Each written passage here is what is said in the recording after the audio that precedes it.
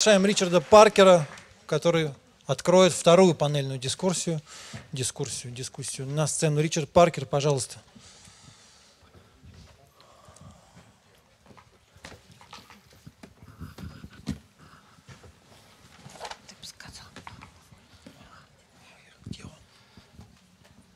Сейчас. Только одну секунду, я представлю господина Паркера, прошу прощения. Это директор направления Healthcare в American Express Meetings and Events. Ричард Паркер. Ваши аплодисменты.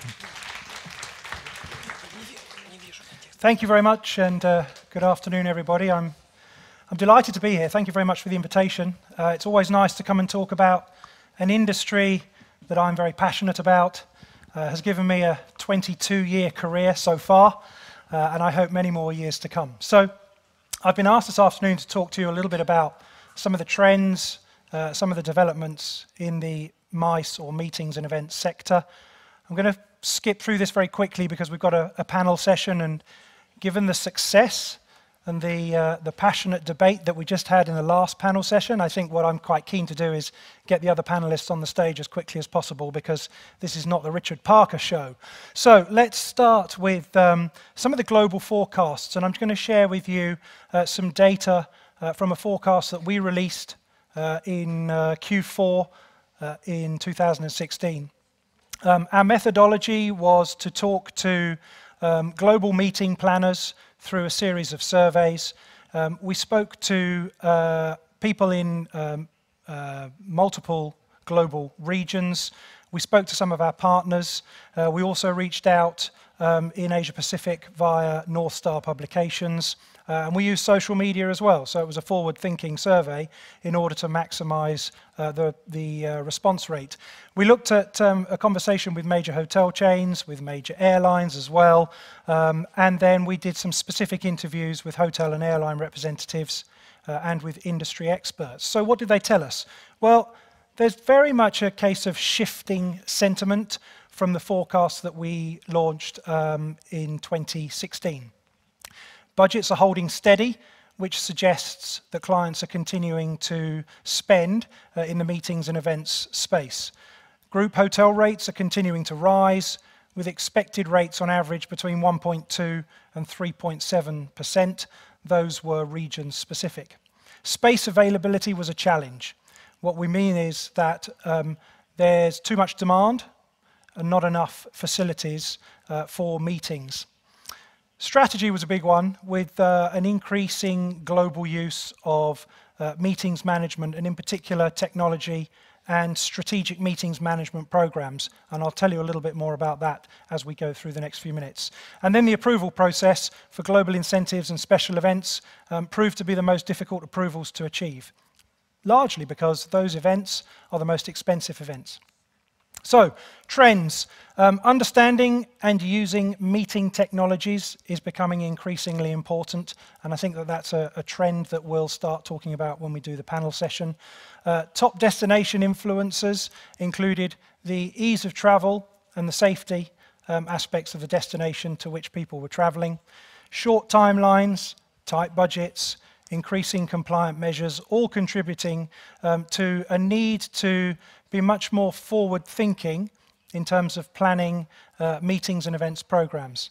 And then lowest policy components such as return on investment from meetings, the use of social media, and indeed how the sharing economy is starting to impact the meetings and events space. One area that I know we'll talk about on the panel, because it's one of the things I'm going to bring up, is the future of talent. Young people who want to come into the meetings and events sector, and we have a challenge in this space at the moment.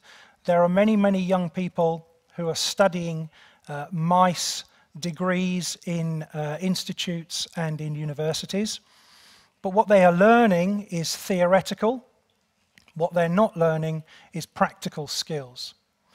So we see a gap between industry employer expectations and the delivery of education in institutes and universities. And as an industry, we need to do much, much more to bridge that gap and bring those groups together. And I think in the panel session we might explore some ways in which that can be achieved. Okay, so global takeaways were budgets were stable, the average group rate was increasing, there's an increased use of strategic meetings management programs, and content and participant experience is increasingly important. And that mirrors exactly a message we heard this morning about emotion and the traveller experience, and it's exactly the same in the meetings and events space. So, what's up next? Evolving client expectations. So what are we seeing in this space? What are our clients saying to us? Well, there's definitely a development in the strategic meetings management programs. So organizations who have achieved a degree of consolidation of their meetings management portfolios, got some control around their total spend, and that is growing, and it's growing very, very fast. Some organizations, I work in the healthcare vertical, some organizations have got very mature strategic meetings management programs. Some global organizations haven't even started. And some of those organizations are struggling to know where to start. So there's a big opportunity in that space. The use of data is changing all the time. Technology enhancements are being introduced to reduce T&E costs, but at the same time, trying to maintain effective engagement and a good participant experience. And I'll show you in a second a video of some of the emerging technology and how it's being used. Expectations around reporting and business intelligence are changing and are becoming greater. And I think the interesting message here is that as an intermediary, the expectations on us as an agency are growing all the time. We need to start to be able to perform as data analysts and come back with some meaningful information that enables organizations to make behavioral changes from their staff. And I'll talk to you also about a little bit about how organizations are looking to leverage their scale and some of the things that they're trying, some of the tools that they're using to do that. Compliance is an increasingly important piece. I'll touch on that very briefly. And then we'll also talk about savings, and I think we'll cover that in the panel as well. So from a data perspective, what has changed? On the left-hand side, you can see how strategic meetings management programs, there used to be two areas of focus: capture the data and we will get savings. That was the mindset. Expectations from a client perspective have now shifted. Yes, there's an expectation to capture the data. Yes, there's an expectation to deliver savings. But then that also needs to be linked into the creation of and the use of and adherence to policy. The reporting expectations have become a lot more complex. There's an expectation now from clients that all of that data will be analyzed, and the output of that analysis will be brought back to the client to enable them to make decisions and improvements to their program moving forward. And ultimately, that is all designed to try and change behavior of meeting owners and budget owners within the client organization. So the whole space around the use of data and strategic meetings management has become a lot more complicated. This is an example of a dashboard. So typically what we're seeing is our clients we find really like to know what their peers or what their competitors are doing. We find that they're not talking to each other, but they're using us to make the comparisons for them. So in this example, we're looking at whether or not a client has got any guidelines or any meeting policy. And what we're trying to measure is the effectiveness of the solution that that client has within their organization. And we're able to provide that benchmarking solution for clients, which helps them assess where they fit in line with their peers in the industry. Advanced booking is a key one. We see time and time again that those organizations who can make decisions around their meetings earlier will benefit from lower rates. So the challenge for an organization becomes, how can you start to drive people's behavior towards making decisions and commitments and contracting with venues further out and not waiting until the last 14 or 20 days. Working with budgets, establishing those budgets ahead of the start of the meeting. I'm sure we all have an experience of taking a brief and having being given a budget or worse still, taking a brief and not knowing what the budget is. That makes the whole planning process really rather difficult and challenging to deliver.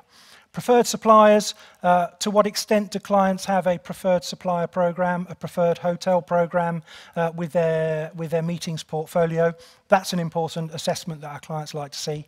And then what is the client's approach to risk management and safety and duty of care? Okay, if we could roll the video, please. What I'm going to show you here, hopefully, if this works, is the use of some new technology, which is 360-degree video. And this did work in rehearsals this morning.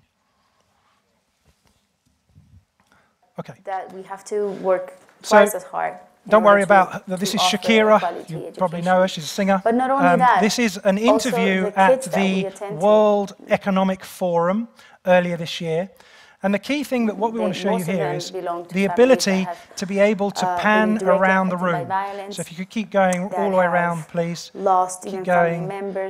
So this can be streamed live to a remote audience and enables the remote audience to have much more of an interactive experience with what is happening in the room.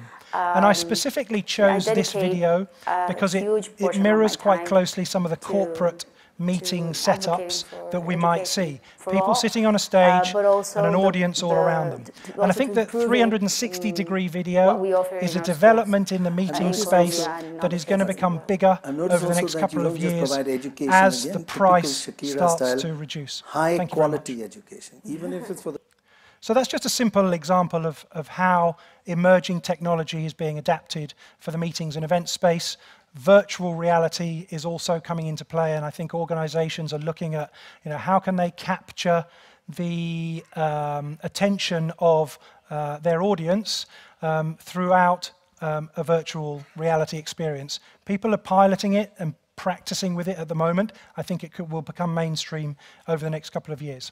In terms of leveraging their scale, we're seeing more and more global clients creating hotel addendums, so creating specific expectations that are used at the point of contract to try and drive preferential terms. We often see this starting in the United States.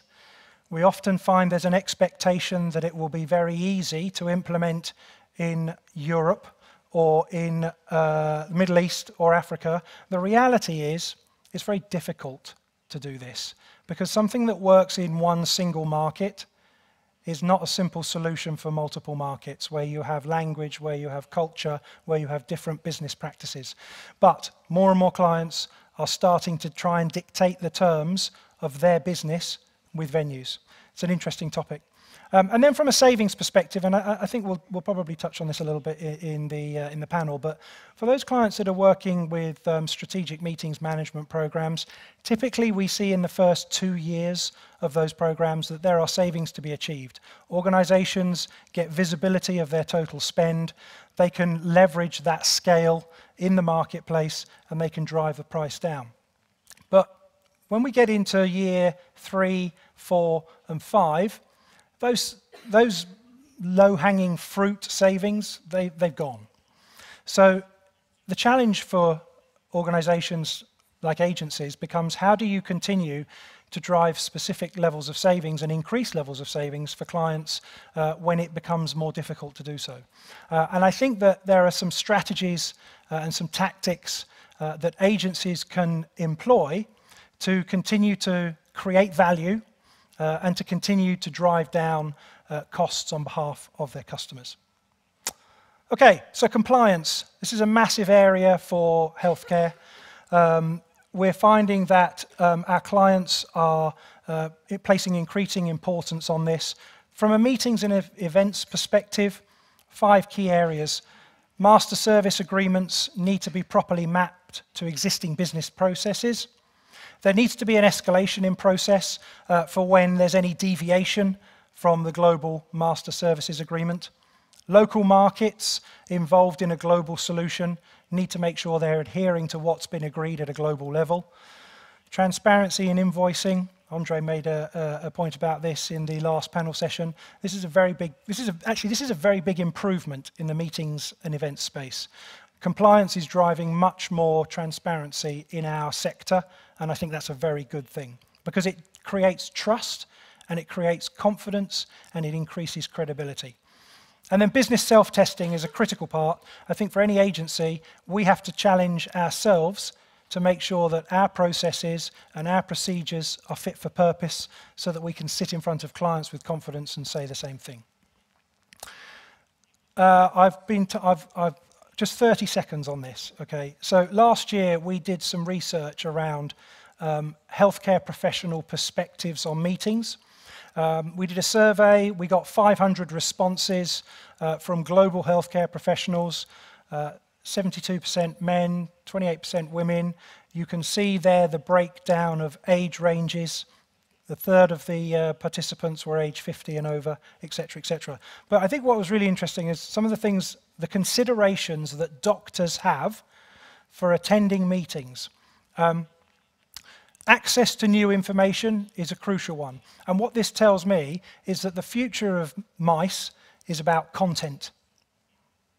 New content, innovative content, new data that gives doctors new perspectives to take back to their practice so that they can create better patient outcomes. That's the number one priority for attending meetings. I think the only other thing that I wanted to call out here is there's been a lot of talk in Europe in particular in the last 2 years about disclosure and transfer of value. So the reporting of data associated with the cost of sponsoring doctors. Doctors, this was their least area, this was their lowest area of concern when they completed our survey. But I'd be interested to see this data again after the 2016 disclosure in Europe. So area for improvements, the types of content that's being offered, and increasingly the use of mobile technology.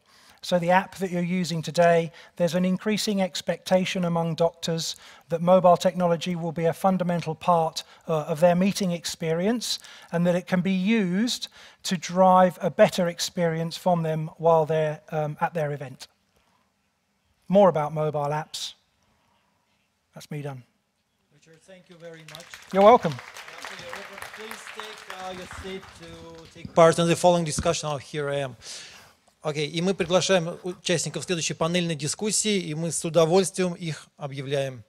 Это Екатерина Лелякова, начальник отдела закупок ППФ Страхование жизни, пожалуйста. Екатерина Дарвин, руководитель отдела организации мероприятий компании Boehringer Ingelheim.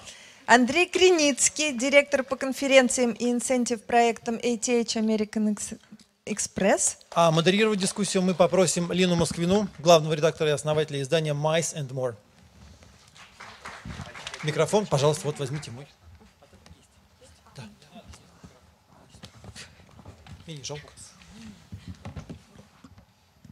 Спасибо. Спасибо, Ричард. Thank you for your presentation and thank you for your passion. Мы, я думаю, продолжим во многом диалог наших коллег про тренды и проблемы, и во многом они пересекаются. Конечно, деловой туризм и MICE-индустрия — это практически один большой океан.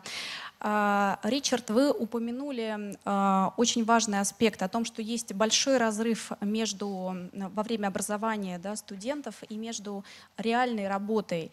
Как вы считаете, это может привести к кадровой политике, кадровой проблеме, к дефициту кадров в MICE-индустрии в ближайшее время? I think that unless we do something different, it will start to create problems for employers, yes. Because expectations of employers, if they are here, and the ability of graduates coming out of institutions and universities are here, if those expectations are not met, those people are not viably employable. And that's going to create a problem because it will be increasingly difficult for people who have studied MICE to be able to find a job in our industry. And that's not a good place to be. What we need to do is we need to find a way to make a better connection between people like us who are operating as employers in this space, and the institutions that are providing the education, so that that gap can be narrowed, so that our industry becomes one of continuous improvement. Спасибо. По собственному личному опыту могу сказать, что это действительно соответствует реальности. Во время своего обучения я была очень активным студентом и буквально на втором курсе пробилась на стажировку в крупный европейский курорт. На 3 месяца после этого я вернулась с совершенно другим менталитетом, с другим пониманием индустрии. И сейчас возвращаюсь в свое собственное учебное заведение, рассказываю студентам, что сегодня представляет из себя рынок. Для них это абсолютно новая информация, и преподаватели, к сожалению, не имеют такого практического опыта. Конечно, как результат, студентам потом сложно найти работу. Вот я хочу спросить у наших коллег, как выглядит ситуация у них в компании. Андрей, может быть, вы расскажете, у вас крупная компания, высокие стандарты. Удается ли найти достаточное количество кадров на данный момент? Где вы их ищете? И не испытываете ли дефицит уже сейчас? Ну, на самом деле, команда наша, которая непосредственно занимается организацией мероприятий, она большинству из присутствующих здесь известна по одной простой причине. Мы ее собирали из многих компаний по крупицам, но это один из путей, да, как бы развития команды для того, чтобы успевать обрабатывать растущие объемы. Второй путь, по которому мы пошли, это наем на работу новых сотрудников, скажем так, совсем свежих, молодых, которых надо растить поэтапно. Потому что, да, действительно, на рынке не существует на сегодняшний день ни один вуз не выпускает полноценных специалистов. Не то, что для MICE, даже для работы в туроператорских компаниях. Даже для работы в системе Сейбера, Модеус, Сирена, без разницы. То есть даже выписать билет, такого вуза на сегодняшний день не существует. Так, а были попытки предпринять, скажем так, попробовать преподавать в вузах у вас, как у компании действительно серьезного эксперта, поделиться своим опытом с потенциальными На работниками? данном этапе жизни нам пока хватает того, что мы выращиваем на своей грядке. Когда надо будет выращивать в промышленных масштабах, наверное, тогда за это должны платить точно так же со стороны государства. Если это необходимо государству, кому надо, тот и платит. Нам надо выращивать на своей грядке, мы платим за свою грядку. Еще недавно мы говорили о том, что не хватает действительно ярких примеров студентам, на которые они могли бы ориентироваться, чтобы они могли сказать: я хочу быть как этот человек, я хочу также работать, я хочу заниматься такими интересными проектами. То есть студентам нужно не только давать знания, но и вдохновение заниматься этой работой. Екатерина и Екатерина, может быть, вы поделитесь своим взглядом на этот вопрос. Как у вас обстоит дело с профессиональными кадрами? Ну, нам немножко легче. У нас есть агентства, из которых можно с успехом брать профессиональные кадры для компании, потому что для агентства всегда это хороший карьерный рост, да, для человека из агентства, особенно с невысоких позиций, перейти внутрь компании, на сторону клиента. Это всегда большой плюс, чем мы и пользуемся. Но на самом деле я абсолютно поддерживаю идею о том, что надо сокращать разрыв между вот этой теоретической базой и практическим вовлечением в дальнейшую жизнь, в дальнейшую работу студентов. И в нашей компании есть хорошая практика, которая началась несколько лет назад. Она связана больше с healthcare, чем с ивентом, потому что все-таки основная задача нашей компании — это фармацевтическая отрасль, да, и ее развитие. И мы сотрудничаем с несколькими вузами, делаем для них программы просто даже не по обучению, а рассказываем им, как, что у нас устроено. То есть как консультанты выступаете? Да, скорее даже не консультанты, это такие факультативные лекции, приходят из разных отделов наши сотрудники и рассказывают о том, как происходит, как они реализуют проекты, что такое комплаенс, потому что эта тема для студентов абсолютно неясная, непонятная, они с ней никогда не сталкиваются. И до момента прихода вот в настоящую жизнь, да, после вуза, и не столкнуться, просто негде. А для того, чтобы человек примерно выбрал себе дальнейший путь развития после вуза, Но в любом случае они должны понимать и ориентироваться на рынке. Ну вот уже замечательный пример от того, что как перейти от слов, от решения проблемы к, собственно, к действиям конкретно. Екатерина, может быть, вы поделитесь своим опытом, как у вас тоже стоит с кадрами дело, и как-то вы с этим тоже боретесь на данный момент? У нас в компании развита система стажировки, то есть мы приглашаем сотрудника из профессионального вуза, где он набирается опыта, обменивается опытом с нашими сотрудниками, участвует в различных мероприятиях, организациях мероприятий, то есть узнает всю работу изнутри. Как сказал Андрей, то есть мы выращиваем на своей грядке тот овощ, который нам нужен. Поэтому, это если можно так сказать, сотрудники. Это наиболее эффективно, это себя оправдывает. Да, то есть мы вкладываем в нее сотрудника. Да. У нас не овощи. Их очень быстро съедят такие клиенты, как вы. Хорошо. Ну, действительно, мы обозначили такую основную проблему на данный момент кадровая. Она все-таки есть, и есть способы ее решения. Не только со стороны правительства. Мы своими ресурсами можем попробовать ее решить. Екатерина, вот вас же попрошу еще добавить, ну, на ваш взгляд, какой-то тоже основной момент. Какую проблему вы еще обозначили как одну из наиболее сложных на рынке MICE на сегодняшний день? С чем вы сталкиваетесь? Лично вот для нашей компании, если брать в разрезе нашей компании, то мы сталкиваемся в последнее время с такой тенденцией, это с демпингом различных компаний, которые с целью выиграть тендер умышленно занижают цены, и в дальнейшем, когда проект переходит к ним в работу, выясняются различные нюансы, что что-то не учтено, хотя изначально это было оговорено, проговаривалось. То есть у вас вводят в заблуждение? Да, нас буквально припирают к стенке, и мы вынуждены соглашаться с теми суммами, которые нам выставляет агентство для реализации того или иного проекта. Я вас поняла. Андрей, что вы скажете по этому поводу? Насколько вам это тоже усложняет жизнь, я подозреваю? Ну, на самом деле уже выработался определенный пул клиентов, которые обслуживаются в нашей компании за последнее время, которых данный вопрос уже не волнует. Ибо агентства, о которых говорит Екатерина, у них из пула поставщиков вычеркнуты это года 2,5 назад. Я думаю, что все прекрасно понимают здесь точно так же, о ком идет речь. Мы не будем сегодня называть имен этих чудесных компаний. Они более чем широко известны. Лет 6 назад одна из них начала рушить рынок и по комиссиям, и по ставкам. Да. Следующий этап — это уже демпинг, потому что дальше некуда по Майсу. Соответственно, те компании, которые с этим сталкивались на протяжении года, да, в том числе и у Екатерины, одна из этих компаний уже в компании тоже внесена в черный список, я это точно знаю.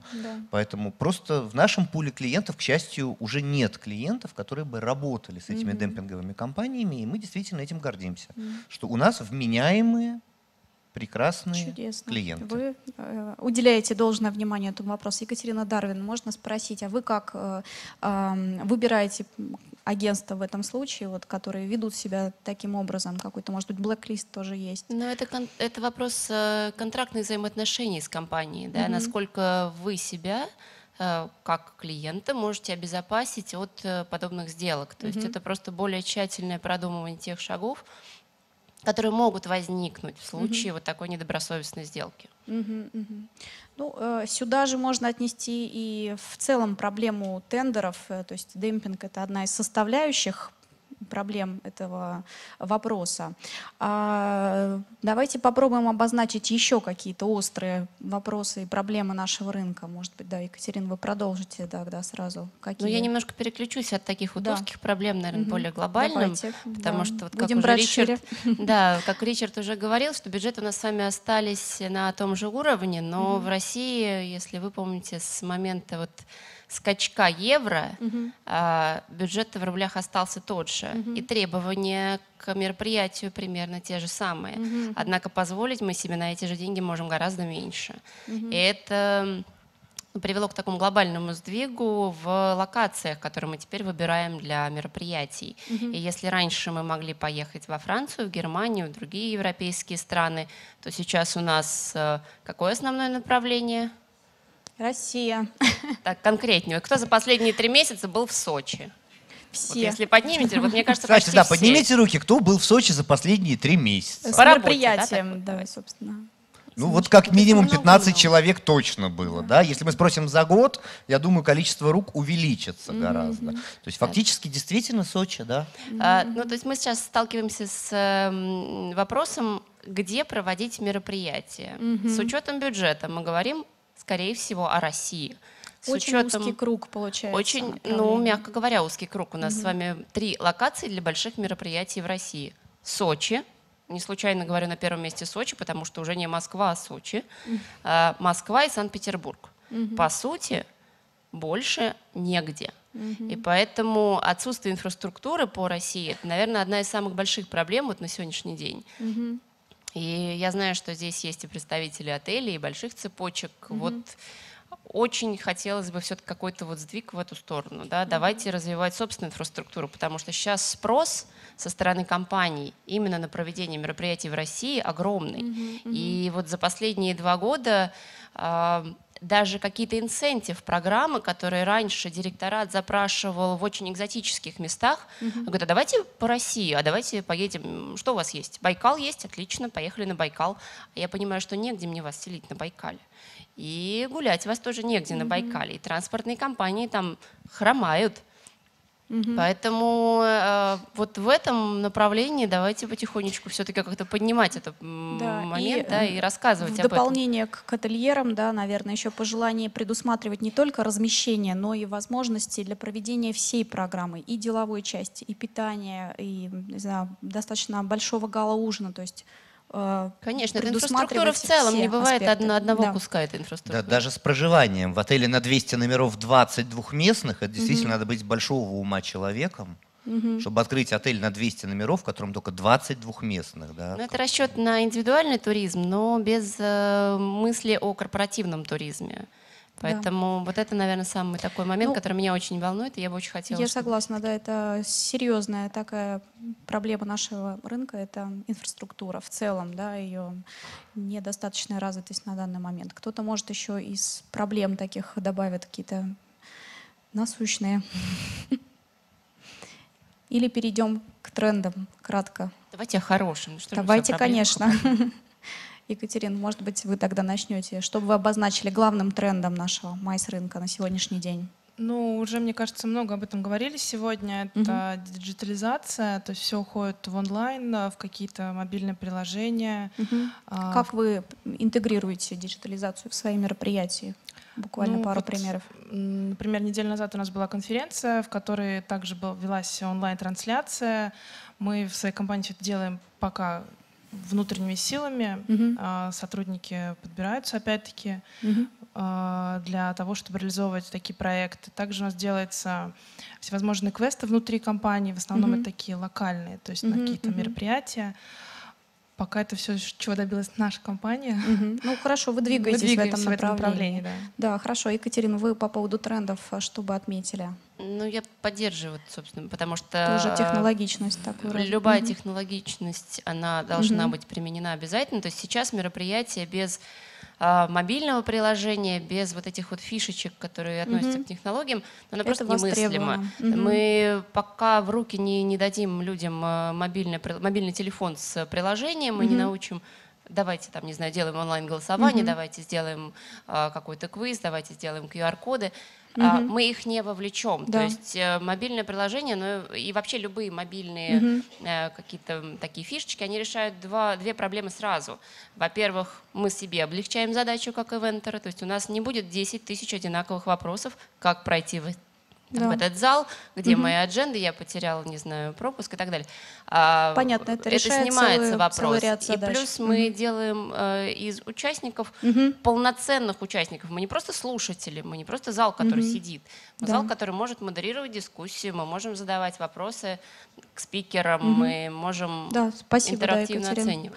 И, Андрей, тоже какой-то, может быть, тренд обозначите? Ну, коллеги сказали про положительный тренд, а я скажу про отрицательный тренд со стороны клиентов. Да, как есть, абсолютно. Первый тренд, да, 2 тренда, которые оба отрицательны до ужаса просто в последнее время. Это увеличение постоплатной линии. кредитования, которого нет нигде в мире. То есть когда ко мне приходит крупнейшая фармацевтическая компания, да, и просит 90 дней постоплаты, мне всегда хочется спросить: ребята, а можно я куплю таблетки, но заплачу, когда выздоровлю? Ну вот, да, это как бы. И второе, это ужимание комиссии. Да, это то же самое, что я приду в аптеку и скажу: не, ребят, 2 рубля это дорого за таблетку, дайте за 50 копеек. Но почему-то вот такие сравнения все воспринимают со смехом. Но прийти в MICE-агентство и предъявить вот такие требования, что я таблетку возьму, заплачу через 90 дней и не 2 рубля, а 50, считается абсолютно нормальным. Что в этом нормальном? Клиенты обычно говорят: если не вы это сделаете, то нам сделает это другое агентство. Да, но опять-таки эти тренды привели к тому, что других агентств остается все меньше. Да? Наверное, вот та самая глобализация, про которую сегодня говорили коллеги, она рождается не на ровном месте.